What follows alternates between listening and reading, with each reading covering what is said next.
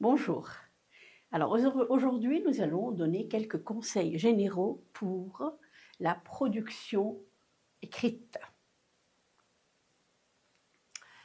Ce sont des conseils qui sont très importants. C'est le fruit de plusieurs années d'expérience, d'accord, dans le domaine d'Elf d'Alf, 26 ans.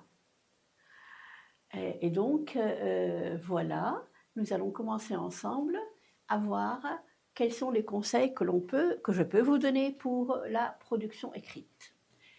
La première chose à savoir, c'est que la production écrite est la troisième et dernière épreuve collective, d'accord, que vous allez faire tous ensemble dans une même salle. La durée est 1 heure, donc, pour écrire 250 mots ou plus. Alors, ici, il faut faire attention, vous n'êtes pas pénalisé, vous n'êtes plus pénalisé parce qu'avant, c'était pénalisé, pour avoir plus de 250 mots. Mais on vous enlèvera des points, vous serez pénalisé si vous avez moins de 250 mots. C'est clair. Moins de 250 mots, vous avez des points en moins. Conseil.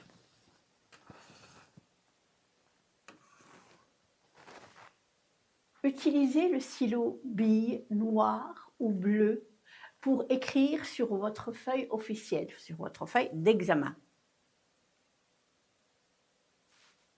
D'accord?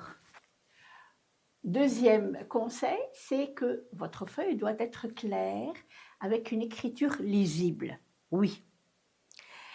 Et quand nous corrigeons les productions écrites, nous avons évidemment un tas de copies à corriger. Donc, arrivé à un certain moment, on est un peu fatigué, on est un peu... Hein, et pour nous, trouver une feuille claire hein, et bien écrite, ça nous fait plaisir. D'accord? Automatiquement, on est détendu. On a envie de lire. On a envie, des fois, de mettre une bonne note. D'accord? Donc, n'oubliez pas ça. Essayez de détendre le correcteur au maximum. Gérez votre temps pour recopier votre devoir sur la feuille d'examen. Parce que le surveillant ne ramasse pas le brouillon. C'est clair. Ayez toujours, le conseil que je peux vous donner, c'est d'avoir une montre avec un grand cadran, parce que vous n'avez pas de portable, ils sont interdits dans les salles de classe. Ayez donc une montre avec un grand cadran, mettez-la devant vous et jetez-y un coup d'œil de temps à autre pour ne pas vous apercevoir qu'il ne vous reste plus que 20 minutes et vous n'avez rien fait encore. Enfin donc, faites attention à ça. Quatrième conseil, vous devez absolument trouver du temps pour relire votre copie. Et là, j'insiste absolument sur ça. Vous devez absolument trouver du temps pour relire votre copie et voir si vous n'avez pas oublié de fautes. Le moment de la relecture est le moment le plus important. Parce que c'est fini, vous avez fait votre devoir et il vous reste à voir si tout est là, sur la feuille d'examen. Ne l'oubliez pas. Cinquièmement, respectez la mise en page et la forme de la production qu'on vous demande. Et nous allons voir ce qu'on entend par ça. Qu'est-ce qu'on veut dire pour ça, par ça? Ce que je voulais dire. D'accord? Alors,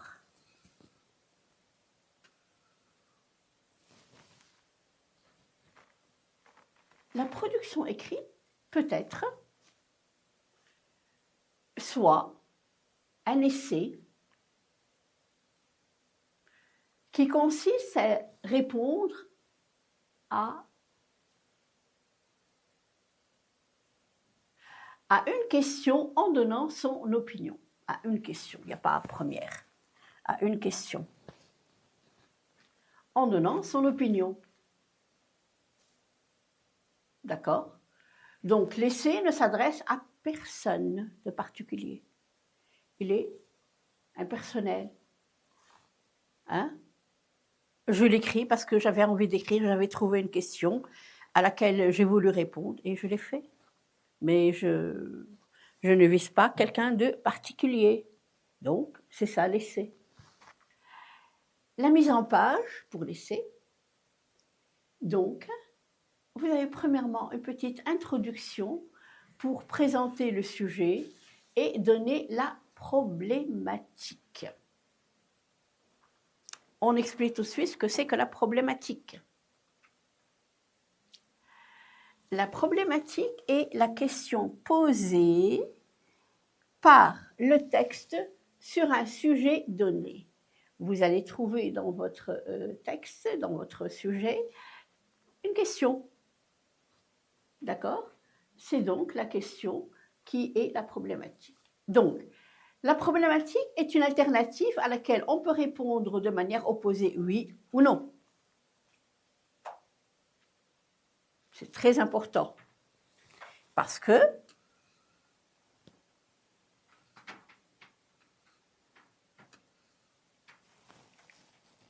dans le plan, vous aurez, en deuxièmement, après la petite introduction, une introduction qui n'est pas longue, attention, vous allez avoir une première partie, 2 arguments avec des exemples pertinents. D'accord? 2 arguments pour dire si on est d'accord ou pas, si on est avec ou pas, si c'est oui ou non. Et la deuxième partie, avec 2 autres arguments, avec des exemples pertinents aussi. On ne donne pas des exemples comme ça, d'accord? Et donc, si ici vous êtes pour, ici vous allez montrer les côtés qui sont contre. Si au contraire ici vous êtes contre, vous allez dans la deuxième partie et donner des arguments et des exemples pour le contre, ok? Puis une petite conclusion et une réponse à la problématique. D'accord?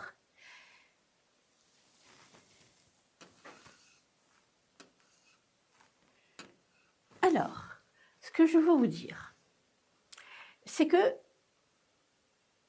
nous, correcteurs, nous avons 2 choses qui sont très importantes dans une copie, avant de voir le développement et tout ce qui s'ensuit. Ce qu'on lit en premier, c'est l'introduction. Donc, elle est très importante. Et ce qu'on lit en dernier, après avoir vu tout le développement et les arguments et tout ce que vous voulez, ce qui nous reste en tête, c'est la conclusion. Donc, essayez de soigner au maximum votre introduction et votre conclusion pour donner une bonne impression au départ et laisser une bonne impression à la fin. D'accord? Voilà. Mais ça ne veut pas dire que ce qui est au milieu n'est pas important. Non, il est très important. Mais c'est juste pour que vous accordiez plus d'importance à... Parce que généralement, les élèves, malheureusement, ils prennent à peine 5 minutes pour faire leur conclusion.